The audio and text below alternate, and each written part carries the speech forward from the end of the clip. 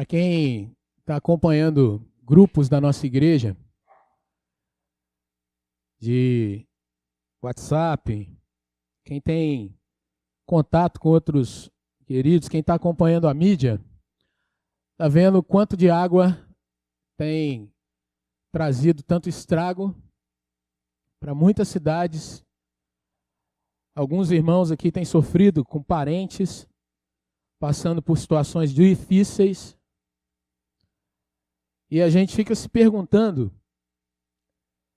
o que tem acontecido, o que a gente pode parar e analisar no meio disso tudo. E eu não sei se você tem esse costume, né? De olhar as notícias e se perguntar, Senhor, aonde eu estou no meio disso tudo?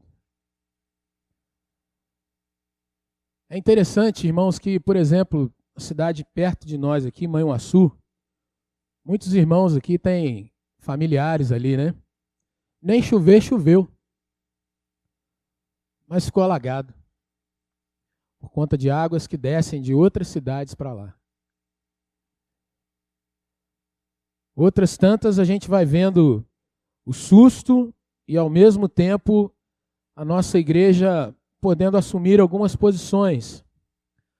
Aqui em Cataguases, por exemplo, pastor Renato, pastor da congregação presbiterial que nós temos ali, foi para a igreja já para preparar, colocar as coisas num patamar mais elevado, porque já estava aguardando a água adentrar no local de culto. E, no entanto, a água não entrou, mas entrou em casas de vizinhos.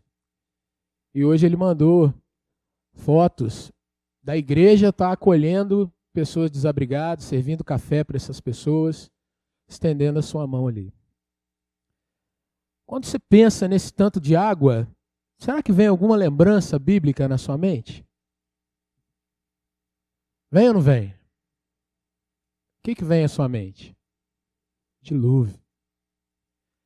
E hoje pela manhã, ouvindo a palavra do pastor Roberto, ele pregou num texto, embora o livro não seja tão revisitado, mas aquele texto é um texto muito conhecido.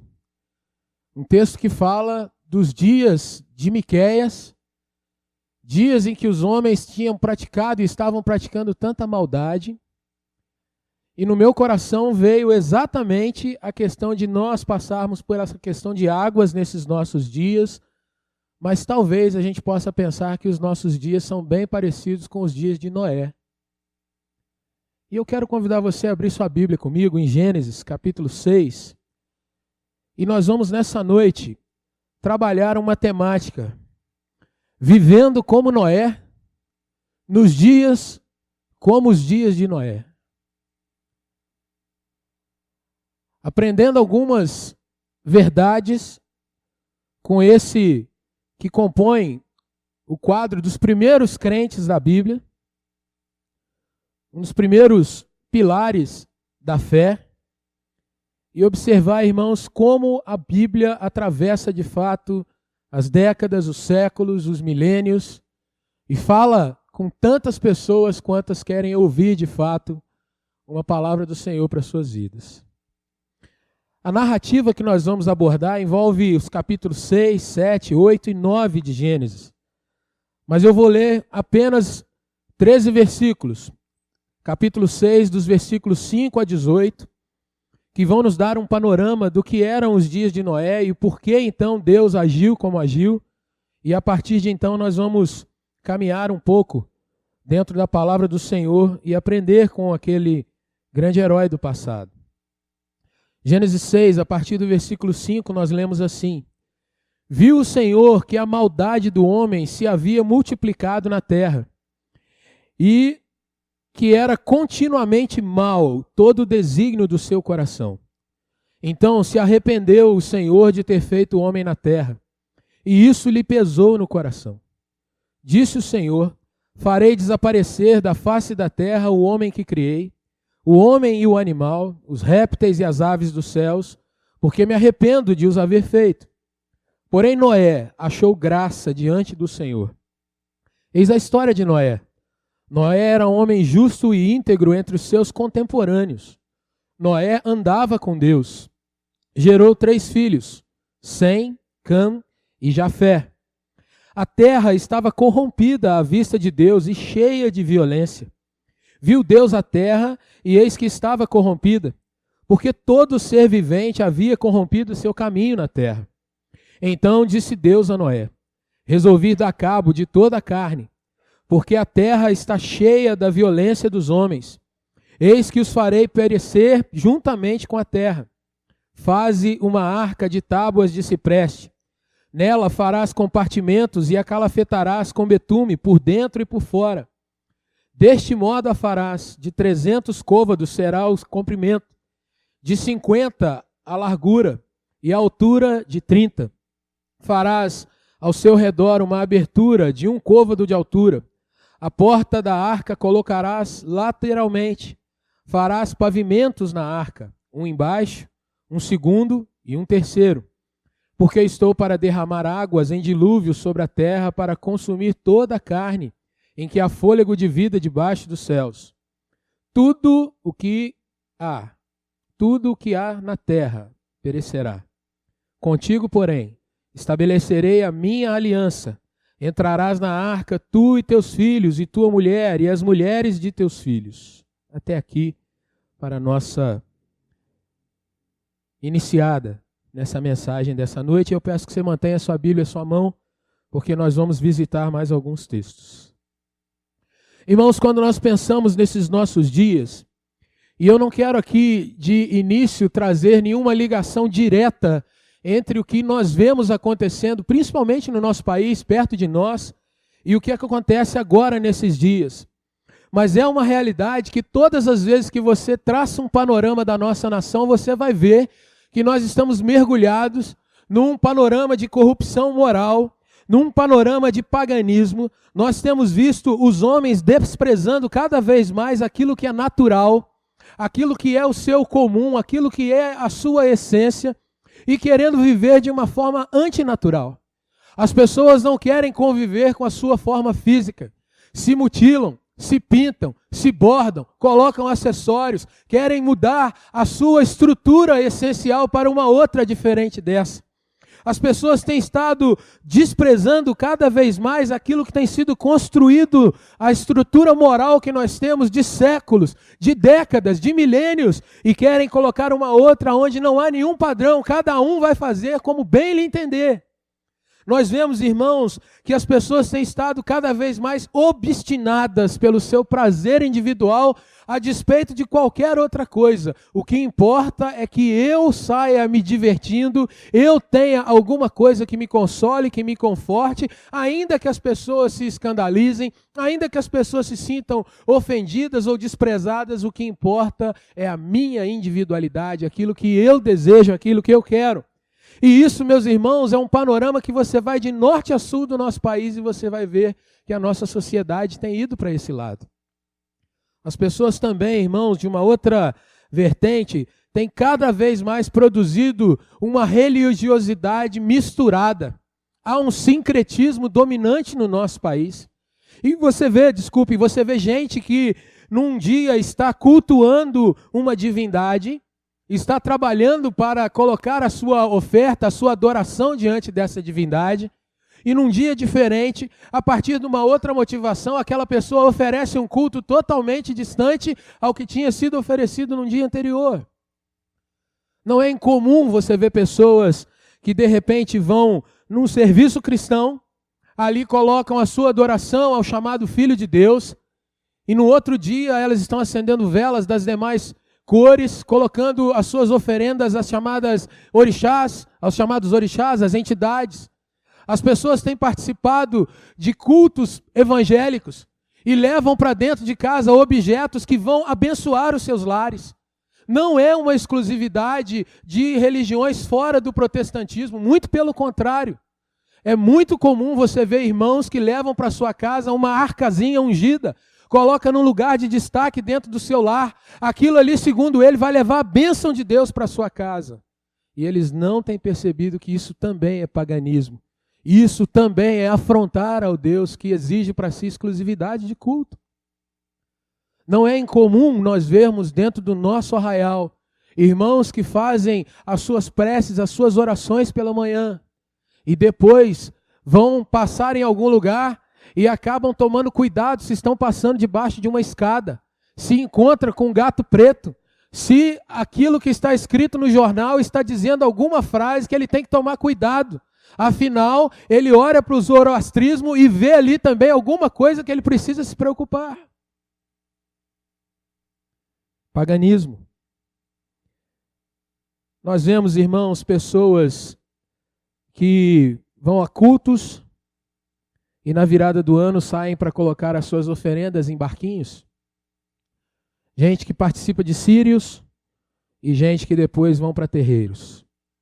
Quando você olha diante disso tudo, eu gostaria que você pensasse como fica o coração do nosso Deus diante dessas questões. Gostaria que você trouxesse para o seu coração como Deus, que é o Criador de todas as coisas, como Ele olha para a nossa nação. É interessante, irmãos, agora entrando um pouco mais no que tem acontecido nesses nossos dias, que nós olhamos para alguns dias apenas de chuva, poucos dias, e olha o tamanho do estrago que tem sido feito. Nós olhamos, irmãos, para alguns pontos, algumas cidades, e vemos uma destruição dentro desses lugares. Mas eu gostaria que você fizesse um exercício de imaginar se o Senhor trouxesse nos nossos dias 40 dias de chuva, dia e noite. Se o Senhor, como a narrativa de Gênesis traz, abrisse as comportas dos céus. Se o Senhor, como a narrativa traz, produzisse tsunamis, a terra trouxesse os seus terremotos e água surgisse da onde a gente menos imagina, subindo para as maiores alturas. Se montes se movessem, produzindo, como foram nos dias do dilúvio, as cordilheiras que você tem hoje. Porque isso sim é provado em laboratório e pode ser feita a experiência de como esse dia transformou o relevo da terra de uma forma abismal. Imagine, meus irmãos, se ao invés de nós termos 1, 2, 3 dias de chuva em que as pessoas falam 110, 120 milímetros, a gente passasse por um período como aqueles do passado, que viram dias e dias e dias nos quais a água não parava. 11 meses com uma arca flutuando e nada de ver um pingo ou um palmo de terra.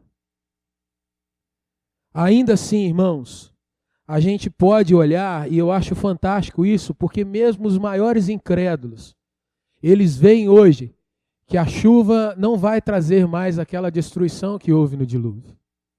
Nós vivemos ainda hoje um tempo em que aquela promessa e a aliança que Deus fez com Noé, ela prevalece até os dias de hoje, quando nós olhamos para o céu e vimos o arco-íris. E eu acho fantástico isso, irmãos, que Deus prometeu e Deus tem honrado que não tornaria a trazer algo tão terrível quanto o dilúvio. Nunca mais haveria algo como daqueles dias. Mas da mesma forma, irmãos, nós podemos parar e pensar o quanto um pouco só de manifestação da natureza mexe com a nossa estrutura. O quanto às vezes você estando num lugar em que você não tem certeza de onde você está pisando e a água vem e ela começa a subir, como aquilo te apavora. O quanto algo que nós cremos que dominamos, o ser humano na sua arrogância, ele se gaba de poder produzir, e eu recebo SMS, olha, nas próximas 2 horas, previsão de raios, trovoadas e não sei o que para a região tal, fica ligado, fica protegido. Mas isso, se o Senhor mudar um pouco o vento, quantas vezes nesses últimos meses a previsão era para coisas terríveis e você olhava para o céu e fala, mudou, não choveu. E outras vezes que você olha e fala assim, hoje vai ficar tranquilo, e daí a pouco o céu desaba. Irmãos, aonde que eu quero chegar com essa nossa introdução? Será, irmãos, que nós podemos observar esses nossos dias e aprender algo, tirar algo de concreto para as nossas vidas? Eu gostaria de trazer, irmãos, num primeiro momento, que diante dessas manifestações da natureza, chuvas, ou o calor excessivo, ou incêndios que a gente vê que são quase que impossíveis de serem dominados, como nós vimos do outro lado do mundo, nós deveríamos ter, irmãos, um pouco mais de olhar para aquilo que a natureza tem apontado. O apóstolo Paulo, em Romanos, capítulo 1, versículo 20, ele diz que a natureza é a revelação geral de que há uma mão, há um Criador, há alguém que está sobre a natureza e que controla todas as coisas. Nós deveríamos entender, irmãos, e a palavra do Senhor ela é muito correta em afirmar que Deus faz um dia a cada dia, Deus cria coisas novas todos os dias. E o Salmo 19 traz uma narrativa lindíssima de que um dia discursa outro dia, demonstrando no firmamento, demonstrando os atos de Deus e a sua própria natureza criadora, dominadora, um Senhor que tem o controle de todas as coisas. Diante desses dias, irmãos, eu e você deveríamos ter temor do nosso Deus, que pode fazer brotar água numa cidade onde não choveu, um Senhor que no ano passado permitiu que a nossa cidade passasse por chuvas, mas esse ano guardou a nossa cidade dessas intempéries. E deveria termos temor, submissão, reconhecimento, olhar para o Senhor e orar todos os dias, dizendo: Senhor, ensina-nos a ler o nosso tempo. Ensina-nos, Senhor, a ter discernimento do que tem acontecido nesses nossos dias. Esse é o olhar mais simples para a natureza. Mas diante do texto que nós lemos, irmãos, e diante de um tempo em que nós vimos a corrupção e a maldade humana como nós vemos nos nossos dias, nós vamos ver também que Deus resolve agir usando a natureza. Deus resolve varrer a sua criação da terra por conta do comportamento do homem dos dias de Noé. E a partir do comportamento de Noé, olhando para Noé, eu quero te chamar para que nós venhamos, irmãos, a observar algumas posturas daquele homem. Noé foi um tipo de Jesus Cristo. O Antigo Testamento traz diversas figuras, homens, situações, alguns seres que demonstram para nós como o Senhor estava produzindo ao longo do tempo a sua redenção para a humanidade que pecou lá em Adão. Noé é um desses homens que nos seus dias, alguns séculos depois de Adão, o Senhor usou para recriar, para redimir, para começar de novo uma história com a humanidade. A história, a narrativa que nós lemos, irmãos, ela continua nos capítulos 7 e 8, e nós vamos ver que Deus de fato varre toda a humanidade, com exceção de 8 pessoas. Noé, sua esposa, seus 3 filhos, suas 3 noras. E diante disso, irmãos, eu gostaria que você olhasse para o seu texto. E assim como nos dias de Noé, e nós podemos ver os nossos dias como os dias maus, nós devemos aprender algumas coisas. A primeira questão que eu aprendo com Noé, irmãos, no meio de um tempo mau, no meio de um tempo de tanta corrupção, de tanta coisa difícil, dura, que fez com que o Senhor de fato tivesse seu coração pesado. Eu aprendo em Gênesis capítulo 6, nos versículos de 8 e 9, que Noé foi um homem que creu no Senhor, e isso lhe trouxe pelo menos 2 nomes, 2 situações que ele é colocado na palavra do Senhor. O texto nos diz: porém Noé achou graça diante do Senhor. Eis a história de Noé. Noé era homem justo e íntegro. Entre os seus contemporâneos, Noé andava com Deus. Eu acho interessante, irmãos, porque a Bíblia é um tanto quanto econômica. E ela diz apenas: eis a história de Noé. Mas a história de Noé aqui só está dizendo 2 características dele. Não trouxe as narrativas do que acontecia com Noé. Não dizia como Noé se comportava no meio da sua geração. Traz apenas que Noé andava com Deus, mas eu acho fantástico essa questão de que fosse o que fosse os dias de Noé, no meio daquela geração, entre os seus contemporâneos, ele foi considerado um homem justo e íntegro.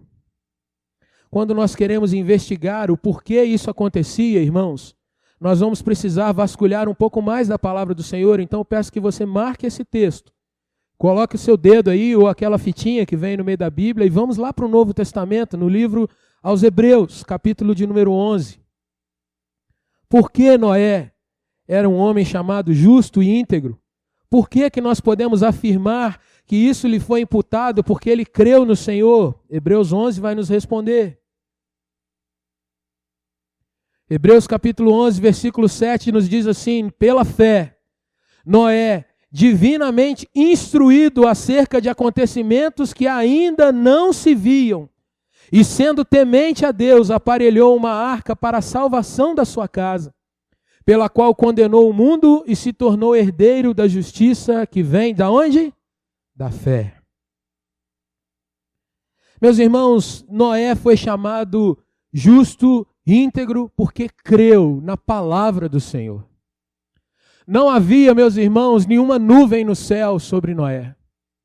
Não havia naqueles dias nenhum sinal que ele pudesse receber um SMS dizendo: olha, Noé, vai chover durante 40 dias e 40 noites. Nós temos aparelhos, temos sismógrafos, as coisas estão sendo medidas. Noé pode ter certeza que vai acontecer. Mas a realidade, irmãos, que Hebreus nos ensina, e esse texto que nós estamos lendo é a galeria dos homens da fé, os exemplos de fé extraídos do Antigo Testamento, que os hebreus estavam recebendo as ordenanças daquele autor para dizer: olha para esses homens, eles são os modelos para vocês. E Noé é chamado, irmãos, porque ele creu em acontecimentos que ainda não se viam. Nós vivemos num tempo, irmãos, em que as pessoas cada vez mais são pessoas despidas de fé. Se você não tem como provar alguma coisa, a pessoa diz: eu não acredito. Eu só acredito vendo. Eu só acredito se eu puder tocar. Eu só acredito se alguém puder me comprovar. E Noé, irmãos, ele traz à vida o que Hebreus 11:1 diz, que é a certeza das coisas que nós esperamos, a convicção de fatos que nós não vemos, mas que nós cremos, porque vem da palavra de Deus que haverão de se cumprir. Irmãos, diante dos nossos dias, dessa maldade que há nos homens, do abandono do temor de Deus, nós precisamos olhar para Noé, porque um homem solitário, mas um homem que considerava diante do Senhor que aquilo que Deus falava com ele, de fato, haveria de se cumprir. Quando você lê os versículos seguintes de Gênesis 6, e eu queria convidar você a voltar para lá, você vai ver, irmãos, que quando aquele homem tem a sua primeira menção, Gênesis 5:32, ele está com 500 anos. Em Gênesis 7, versículos 6 e 11, quando o dilúvio começa, ele está com 600 anos. Durante muito tempo, todos os dias, Noé se dedicava a construir um barco.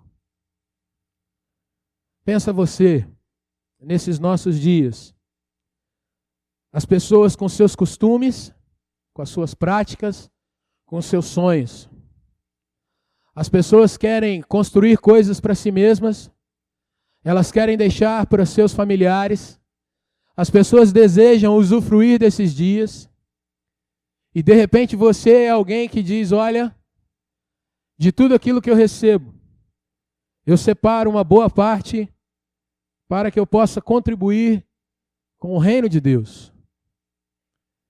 E de cara você já ouve o quê? Um olhar meio contraditório. Reino de Deus? O que é isso? Eu contribuo com obras da igreja que eu frequento. Eu separo um valor daquilo que é a minha receita para oferecer a Deus como adoração, é o meu dízimo. Eu separo um valor que não é o do dízimo e eu oferto, eu invisto em pessoas que estão pregando o evangelho em diversos lugares. Eu separo do meu tempo, um tempo para estar adorando a Deus. Durante um momento do dia e durante um dia da semana é um dia que eu consagro ao Senhor, porque é dele. E à medida que você vai compartilhando isso, as pessoas vão te olhando cada vez mais com aquele olhar, dizendo: esse camarada não deve ser muito bom da cabeça. Eis aí um bitolado, controlado por um pastor usurpador desses que tem por aí. Eis aí alguém que não sabe viver a vida. Mas você fala essas coisas e você vive essas coisas, porque você crê que você não pertence a esse reino, mas você aguarda a manifestação do Senhor, que vai voltar para buscar você e levar para a glória eterna, para a eternidade para com Ele. Você contribui com uma obra que você sabe que diretamente não vai voltar dinheiro para você, que ninguém vai vir da Indonésia para te agradecer, dizendo que você investiu ali em alguém. Mas você o faz porque você crê na palavra de Deus que é pregada. E muitos te chamam de bobo, de tolo, porque você não viaja periodicamente como eles viajam. Porque você não constrói mais um andar na sua casa como muitos constroem. Porque você não troca de carro periodicamente, de 6 ou a 12 meses. Mas porque como Noé, que ouviu uma palavra de Deus e começou a pegar madeira e colocar, e pregar, e calafetar com betume, e construir um negócio absurdamente grande. Muitas vezes você é chamado de louco, como ele foi chamado. Pensa na arca. A sua narrativa mostra quase 150 metros de comprimento. Um côvado são 45 centímetros, mais ou menos, é a medida do seu antebraço. 300 côvados era o comprimento da arca. Imagina um camarada construir algo de madeira, 150 metros quase. Aquilo era visto. Qualquer pessoa que passasse, não dava para Noé fazer no fundo de casa, no quintal, lá na garagem. Todo mundo via. E o que esse doido está fazendo? Esse velho, já nessa idade, devia estar curtindo. Por que não vai para Ibitipoca? Construindo coisa de madeira. E dia a dia, só o coração de Noé testificava com ele: a palavra do Senhor não vai voltar vazia. Esse é um tempo, irmãos, em que nós devemos ter a ousadia de declarar para esse mundo quem nós somos e qual é a nossa fé de verdade. Esse é o tempo em que nós devemos dizer claramente para as pessoas: eu não vou em tal lugar, porque ali o meu Deus não me aprova. Uma sombra que nós carregamos do nosso pecado é aquela que nós temos o desejo de mostrar que nós controlamos a nossa vida. Por que você está fazendo isso, fulano? Porque eu quero. Quem manda na minha vida sou eu. Mas nós, irmãos, se nos humilhamos diante de Deus, nós vamos a cada momento entendendo que se o Senhor nos governa, Ele nos governa nas coisas mais insignificantes e nas coisas mais gigantescas. Ele é o Deus que quando chove 100 milímetros, nós nos curvamos e dizemos: Senhor, se é para a tua glória, eis a minha vida colocada no teu altar. Mas Ele também é o Deus que quando nós queremos fazer algo que está no nosso coração e nós sabemos que não é da vontade do coração dEle, nós também nos humilhamos e dizemos: Senhor, por amor ao teu reino e por obediência ao Senhor, ainda que eu seja zombado pelos meus amigos, pelos meus companheiros de serviço, ainda que as minhas vizinhas zombem de mim dizendo que eu sou carola, Senhor, para a tua glória eu quero agir como te agrada, porque eu creio.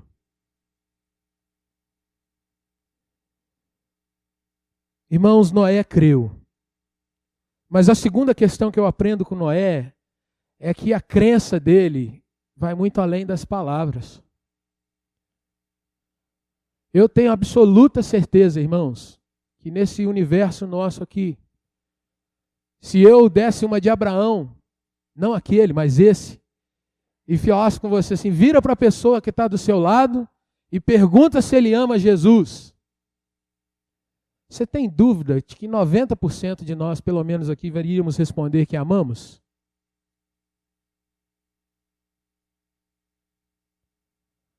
Mas se o mesmo Abraão, de repente, colocasse assim: vira para a pessoa que está com o seu lado e dá uma prova que você ama Jesus de fato.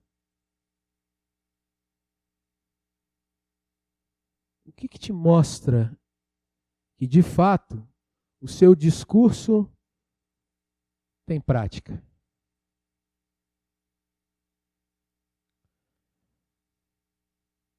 E eu aprendo com Noé, e peço para você abrir sua Bíblia no versículo 22 de Gênesis 6, que Noé, assim como Jesus Cristo, por isso ele é um tipo de Cristo, ele obedece ao Senhor em tudo que Deus fala.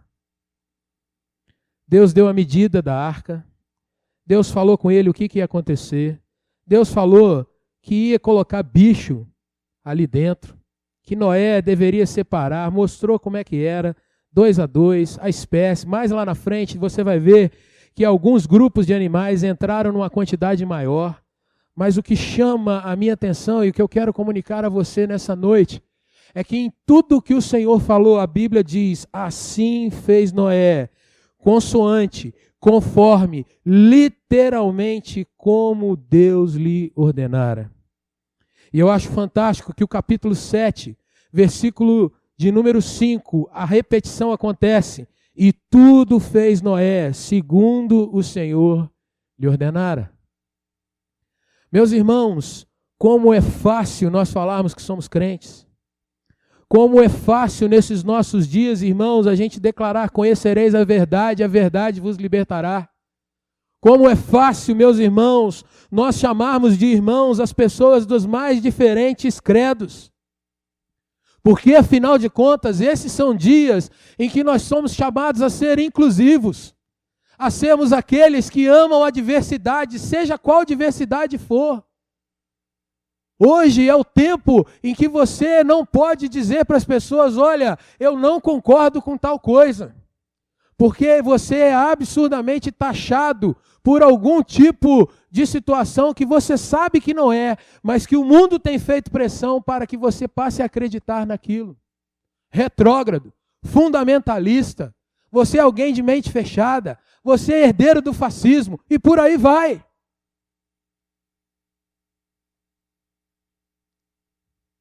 Uma arca no deserto é um louco, zombaria. Um comportamento que contradiz o costume do seu tempo. Irmãos, nos nossos dias, como nós provamos que amamos Jesus é obedecendo a sua palavra. Veja que o nosso tempo de evangélicos, ele tem trazido uma prática que é cada vez mais distante da palavra de Deus. As pessoas querem dizer que amam Jesus produzindo certos sacrifícios com o seu corpo. Eu fico tantas horas em oração, eu subo no monte, eu desço do monte. Mas a gente vai vendo que isso é uma forma que a própria pessoa quer produzir algo para provar o seu amor por Deus. Mas quando Jesus enquadra Pedro, Jesus pergunta para ele: você me ama? E Jesus então não diz para Pedro que ele tinha que inventar algo novo. Mas ele diz para Pedro: cuida de quem eu amo. Apacenta, alimenta, cuida das minhas ovelhas.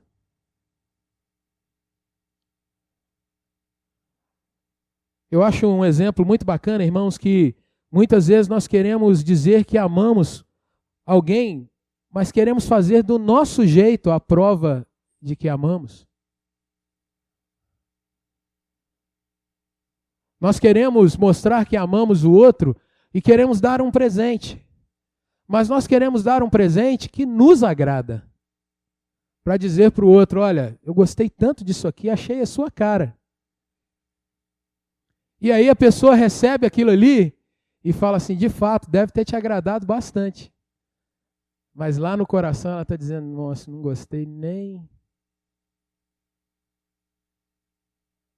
É aquela brincadeira, né? De ótimo gosto. O marido vai dar um presente para a esposa e dá o quê mesmo, irmãos? Panela. E ela devolve: pá nele.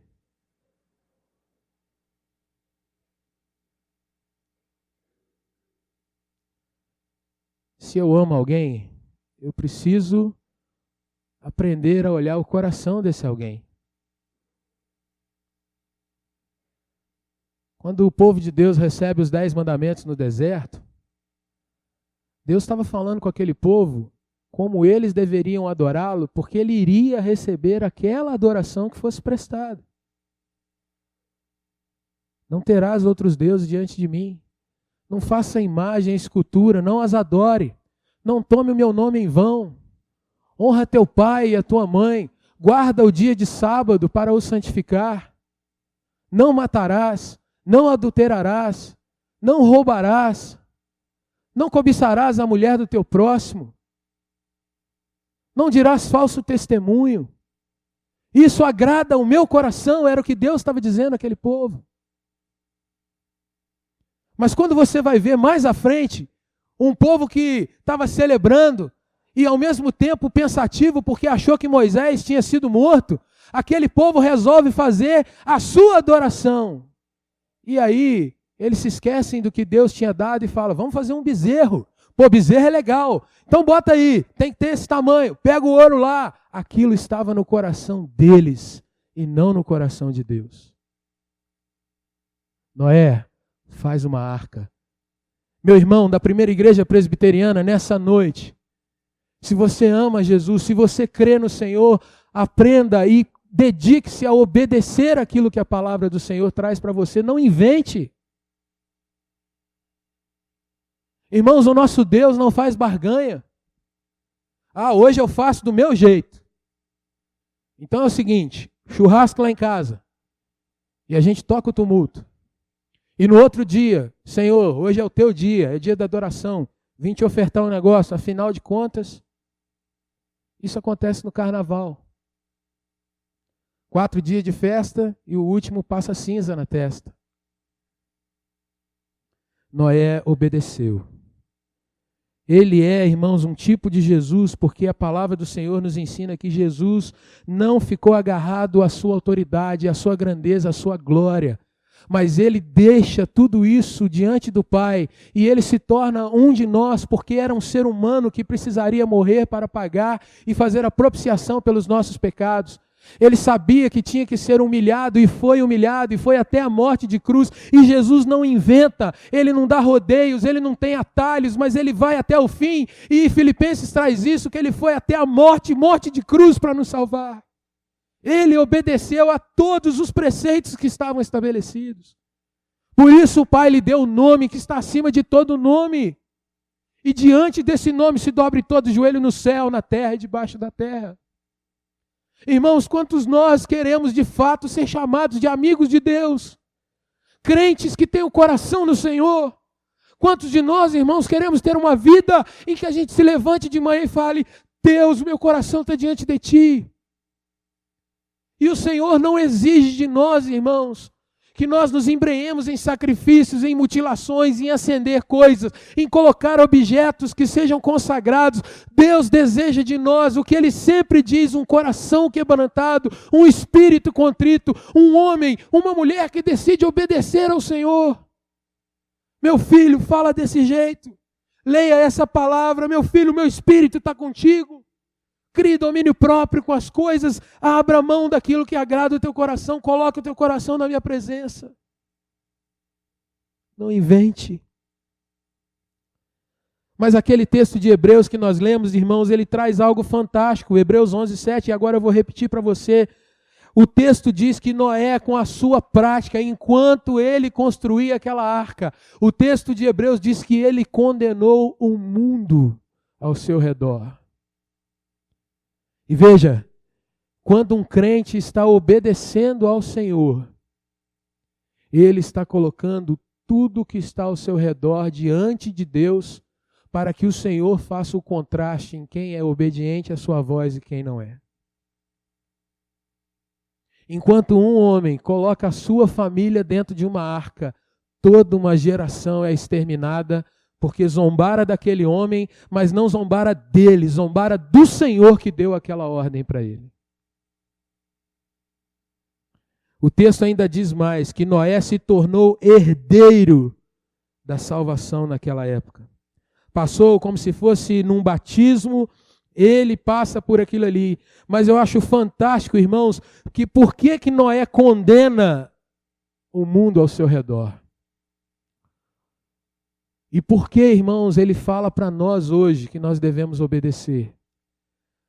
Porque ele prova que é possível você andar em obediência ao Senhor. A despeito de ser zombado pelos seus dias, a despeito de você ser criticado, a despeito, meu irmão, minha irmã, de você ser taxado de qualquer outra coisa, você tem que entender que é possível ter de fato uma vida de obediência ao Senhor. Isso é o que Noé deixa como legado quando nós falamos de obediência. É interessante para você observar como andam os nossos dias. E eu quero te pedir que você manuseie a sua Bíblia mais uma vez. Vamos para Mateus, capítulo 24. Texto que o reverendo Eloy pregou algum tempinho atrás.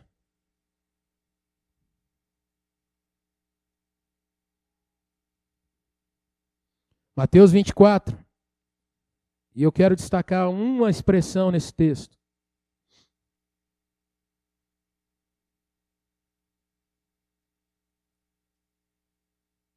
A partir do versículo 37. Preste atenção na leitura. Pois assim como foi nos dias de Noé, também será a vinda do Filho do Homem. Porquanto, assim como nos dias anteriores ao dilúvio, veja o que as pessoas faziam. Comiam e bebiam, casavam e davam-se em casamento, até o dia em que Noé entrou na arca. Eu quero destacar o que está no início do versículo 39. E não o perceberam, senão quando veio o dilúvio e os levou a todos. Assim será também a vinda do Filho do Homem. As pessoas nos nossos dias, irmãos, e isso é uma triste realidade dentro das igrejas também. As pessoas não têm percebido que o tempo está passando. As pessoas não param para olhar que você vai mudando à medida que os meses passam. As pessoas não têm observado que Deus tem dado sinais da sua manifestação. Assim como as chuvas trazem num primeiro momento um grande pavor, daqui a pouco chega um grupo para ajudar, o barro é retirado, as casas são reconstruídas ou as pessoas se mudam, e aquilo vai ficar uma data no calendário, talvez para algumas famílias que perdem entes queridos, talvez para algumas pessoas que têm um prejuízo financeiro maior, aquilo fique marcado na folhinha. Mas a grande realidade é que a maioria das pessoas amanhã vai ter que ser reabastecida com mais informação. Qual é a última do jornal? Quem foi o último premiado? Qual foi a última morte? O que está acontecendo? E as chuvas vão ficando, porque assim como a bênção do Senhor trouxe as estações do ano, a gente vai seguindo e não vai percebendo o que tem acontecido à nossa volta. Noé, irmãos, condena o mundo porque as pessoas realmente o desprezam. Não viram que começa uma base, começa a se levantar algumas laterais, troncos são colocados no meio, aquilo é fechado, passa piche naquilo tudo, aquela estrutura que é bem maior do que esse templo aqui é levantada, as pessoas olham para aquilo e cada vez mais, o que é aquilo ali? É a obra do doido, é a obra do maluco. Até que o tempo vira e aquela porta é fechada. Irmãos, nos nossos dias, nós não temos percebido ou não observamos as oportunidades que o Senhor tem nos dado para nós vivermos o Evangelho. Tanta coisa é mais importante, segundo o nosso coração. Há tantos interesses. Mas o que será quando Jesus se manifestar plenamente? Ou quando Ele nos convocar para estarmos na sua presença? O que nós vamos apresentar diante do Senhor? A terceira marca, irmãos, que eu quero trazer sobre Noé, está em Gênesis 8, dos versículos 18 a 22. E essa marca vai trazer também com mais um tipo de Cristo que essa narrativa apresenta. Gênesis 8, 18 a 22, nós lemos assim: o dilúvio havia passado, as águas baixaram, e o versículo 18 então nos diz: saiu, pois, Noé com seus filhos, sua mulher e as mulheres de seus filhos. E também saíram da arca todos os animais, todos os répteis, todas as aves e tudo que se move sobre a terra segundo as suas famílias. Levantou Noé um altar ao Senhor, e tomando de animais limpos e de aves limpas, ofereceu holocausto sobre o altar. E o Senhor aspirou o suave cheiro e disse consigo mesmo: não tornarei a amaldiçoar a terra por causa do homem, porque é mau o desígnio íntimo do homem desde a sua mocidade. Nem tornarei a ferir todo vivente como fiz. Enquanto durar a terra, não deixará de haver sementeira e ceifa, frio e calor, verão e inverno, dia e noite. Irmãos, 2 de Pedro, capítulo 2, versículo 5, diz que Noé foi um pregador da justiça. E a marca que eu quero trazer, olhando para esse trecho que nós lemos de Gênesis, é que Noé, ao obedecer ao Senhor, ao crer no Senhor, ao construir aquela arca, ao entrar na arca quando Deus mandou, ao sair da arca quando Deus mandou que saísse, Noé estava proclamando de fato algo muito especial. Mais ainda de proclamar, Noé também, como primeiro ato quando se coloca em terra, quando sai daquela nave, Noé adora ao Senhor. A figura de alguém que está proclamando com os seus atos. E a figura de alguém que para adorar ao Senhor e reconhecer quem era Deus. Quem é Deus, quem fez aquilo tudo que ele presenciou. É algo muito destacado em Noé. Aqui, irmãos, quando falamos em proclamação, eu gostaria de chamar a sua atenção para o que é a arca. Muitas vezes nós ensinamos às nossas crianças que a arca era aquele barcão que Deus usou para salvar os bichinhos. É a arca que entrou o leãozinho e a leoa, o cachorrinho e a cadela, e os gatinhos e dinossauros e mais o que tivesse.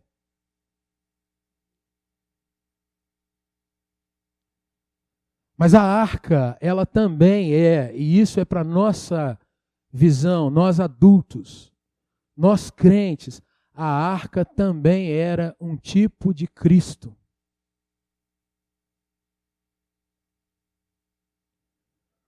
Porque quando nós proclamamos nesses nossos dias, irmãos, que o Senhor há de se manifestar, quando nós proclamamos nesses nossos dias que o Senhor tem uma ira, tem uma contenda com o homem dos nossos dias, assim como teve nos dias de Noé.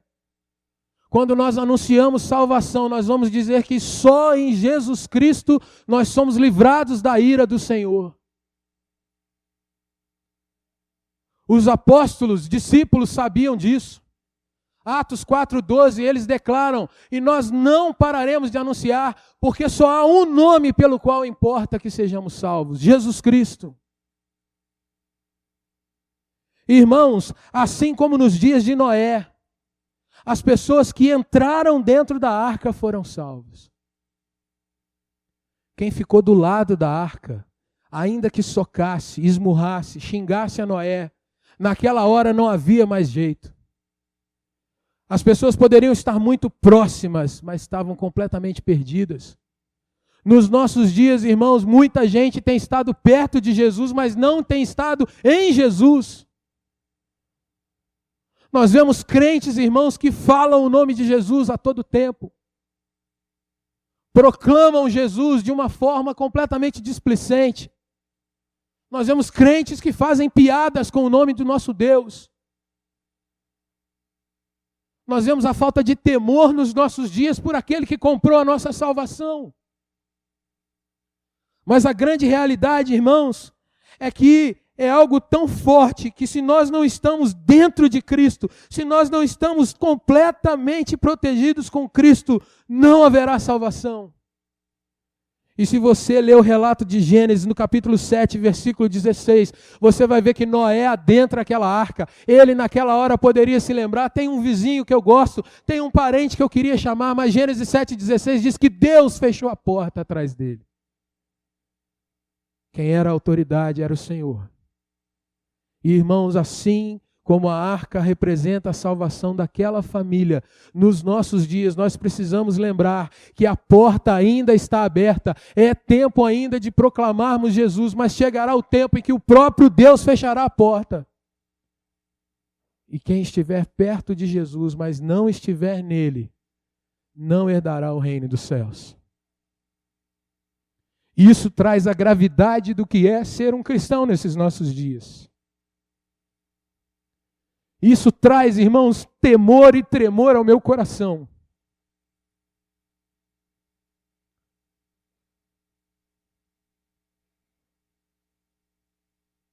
Deus fecha a porta. Nós estamos seguros em Jesus Cristo. Mas quantos queridos nossos não estão? Quantas pessoas, irmãos, podem ouvir da nossa boca que esse é o ano das boas notícias? Quantas pessoas, irmãos, podem rir de nós, mas nós podemos ter a chance de dizer para um colega, para um amigo, para um trabalhador que cerra fileiras conosco: olha, observa os sinais desses nossos dias. Veja como nós somos frágeis. Uma chuva pode colocar tudo abaixo. O que você tem feito da sua vida? Em que você tem investido o seu tempo?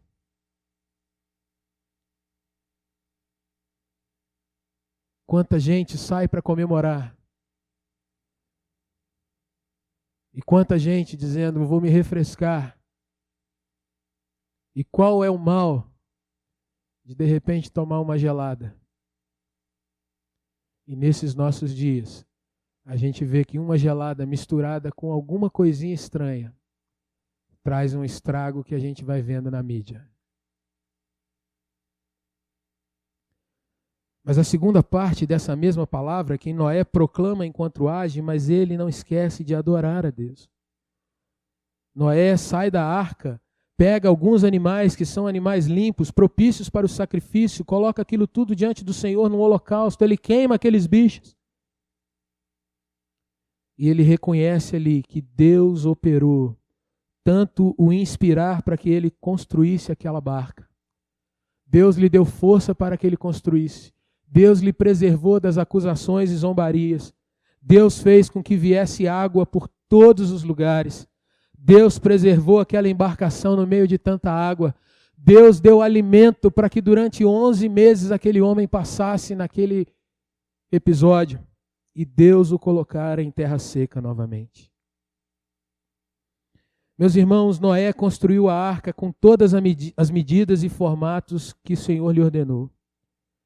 A nossa vida, meus irmãos, em Jesus Cristo deveria seguir a mesma forma. Nós não deveríamos buscar, irmãos, a nossa arca particular. Eu quero viver a minha fé, mas é do meu jeito. Me respeita. Quem te diz que é do seu jeito? Você pode até viver uma fé particular, mas isso não significa fé em Jesus. É fé em qualquer outra coisa, até em você mesmo. Porque é muito possível você ter fé em si próprio. Com meus 2 braços, minhas pernas, eu construo a minha vida. É fé em você. E é possível. Mas Noé, irmãos, não quis inventar, vou colocar uma varanda aqui na arca. Eu vou levar mais um bicho que vai que algum passe mal. Foi do jeito que Deus falou. Até aqui vai, é até aqui que eu paro. Irmãos, nada de modismos. Nós vivemos em tempos que as igrejas, para atraírem mais pessoas, elas mudam a iluminação das igrejas. Pintam as paredes com cores mais atraentes. Nada contra pintar a parede, colocar luz, tirar luz. Isso é problema de quem quer colocar.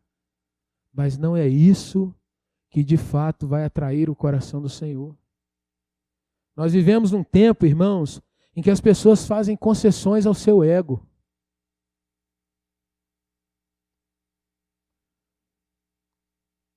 Nós vivemos num tempo em que muitos dizem que isso aqui tem a palavra de Deus, mas não é a autoridade final na minha vida.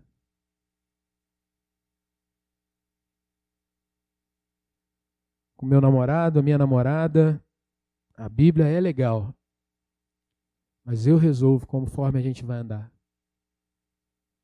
Eu crio os meus filhos do jeito que eu entendo que é melhor. A Bíblia me dá boas ideias. Concessões ao ego. Noé não foi assim. Eu quero terminar essa palavra dizendo para cada um de nós que essas chuvas vão passar. E daqui a alguns dias, irmãos, nós vamos voltar para a rotina do nosso país.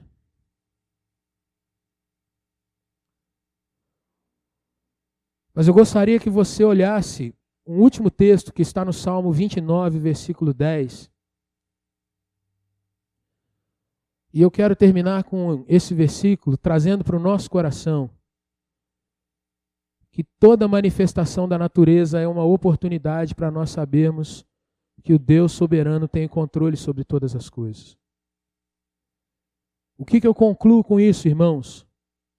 Em primeiro lugar, que deve haver consolo para o nosso coração no meio dessas chuvas. É verdade que tem muita gente sofrendo. É verdade que tem muita gente perdendo os seus bens. Mas é verdade também que Deus nos dá a capacidade para que nós nos ajuntemos e possamos ajudar essas pessoas. Doando coisas, enviando água, objetos de limpeza, roupas, uma oferta em dinheiro. Mas antes de qualquer outra coisa, orando por essas cidades, orando pelas autoridades, para que haja honestidade no trato com a coisa pública. Intervindo na história da nossa nação como crentes devem intervir. Que a sua boca seja cheia da palavra de Deus nesses dias. A gente lamenta, a gente sofre, a gente chora, mas o nosso coração tem que estar encharcado com uma leitura cristocêntrica, teocêntrica, bibliocêntrica desses nossos dias. O que Deus está trazendo para esse nosso país? Um país que joga tanta coisa na água nos fins de ano, agora colhe água novamente. Será que Deus não está falando nada? Quando o Senhor nos diz, vi novo céu e nova terra, mas o mar já não existe, nós nos lembramos que Deus vai trazer restauração plena.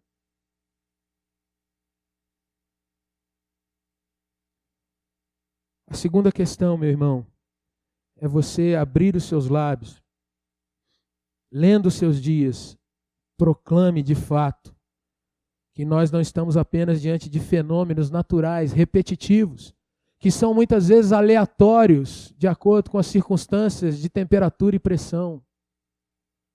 Mas esse texto que nós vamos ler, ele demonstra de fato que há uma mão poderosa que governa essa terra e que tem na sua palma o controle de tudo que se passa comigo e com qualquer pessoa nesse lugar.